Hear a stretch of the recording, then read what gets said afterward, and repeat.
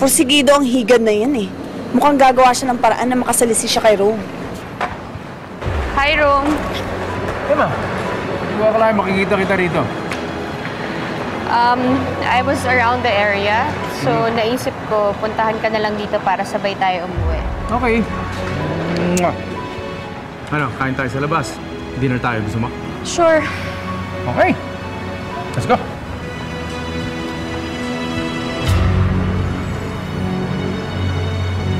Emma?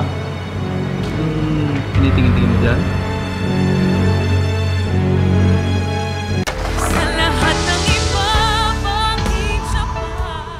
Parang may nakita akong kakilala ko.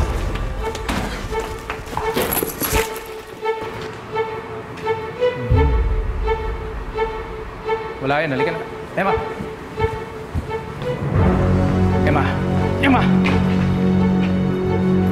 Sila ng mga lalaki. Saan pupunta? Ganun ba? Kala ko lang kasi may nakita akong kakilala. Baka namalikmata lang ako. Okay. Teka muna, nakalimutan ko. Meron pala kaming debriefing sa opisina. Sumama muna ako. Okay? Tapos makakan tayo kumain, ha?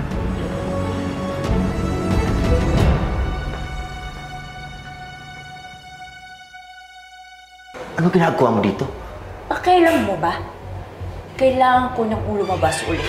Baka sabihin ng mga lalaki dito, malandi ako. Ano ba? Alam mo ikaw, dapat hindi ka nagpupunta dito eh. Hindi ka naman kita ni Emma. Talaga? So dapat pala mag-thank you pa ako sa'yo. Kasi niligtas mo ako sa kanya. Hindi ikaw ang niligtas ko si Rome. Kasi kung nakita ka ni Emma, magkakagulo na naman kayo. At sila ni Rome, sigurado kung mag-aaway na naman sila.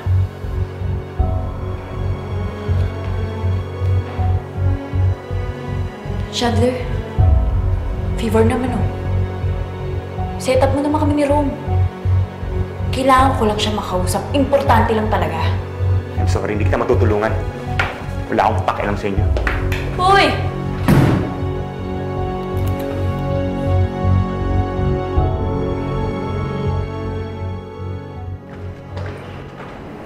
Emma, meron lang kami yung debriefing, ha?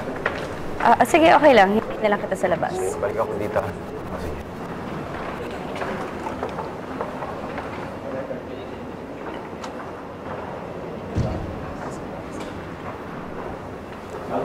Hi, Ma'am Emma. Hello. Ma'am, okay na po pala kayo ni Sir eh. Akala po kasi namin maghihiwalay na po kayo after ng party. Uy, ano ka ba nakakahiya? Ayos lang. Kalat na naman yung iskandalo na yun eh. Huwag niyo sanang mamasamain ha. Siguro naman nakikilala niyo yung babae ni Rome, si Georgia. Ay, oo naman, ma'am. Naku, nakakagigil nga siya nung gabing nagkaharap kayo eh. Napanood ko nga po yung viral video niyo. Mabuti na lang talaga sa kanya. Hindi niyo na ba siya nakikita dito sa airport? Baka lang umaaligid-aligid pa siya dito. Parang nakikita ko siya sa Gate 12, ma'am. Kanina pa yun. Gate 12? Kita mo nga naman, doon din lumabas si Rome kanina. Ay, nako.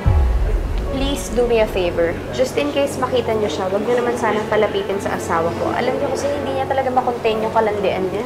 Ay, huwag kang mag-alala, ma'am. Kami ang kalamay mo dito. Galit kami sa mga kabit. Sige, thank you ah. Salamat. Sige po, ma'am. Mauna na po kami. Sige, alright. Thank you. See? Bantay sarado ngayon si Rome kay Emma. Sabi ko sa'yo may hirapan kay. Give up ka na. Hindi nga pwede. Georgia, alam mo, feeling ko nakikipagkumpetensya ka na lang kay Emma eh. Di mo matanggap na siya ang pinili ni Rome noon at siya ang pinili ngayon.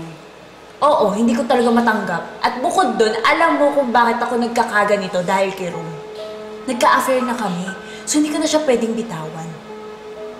Ang layo na narating ko sa buhay ni Rome. Sa tingin mo, i-give up ko yun. So stop telling me to give up. Okay, kalma. Eh di kayo na meant to be. Wala na ako sabihin. Kailangan lang naman talaga namin mag-usap eh. Yung kaming dalawa lang. Dahil alam ko na hindi niya ako mariresist. Okay. Saan kaya pwede kayong magkita ni Rome na hindi mapupuntahan ni Emma? Somewhere na hindi ini-expect ni Emma na makita ka at si Rome.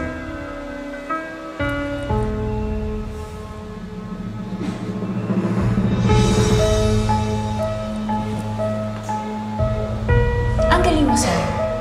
Alam ko na yung gagawin ko.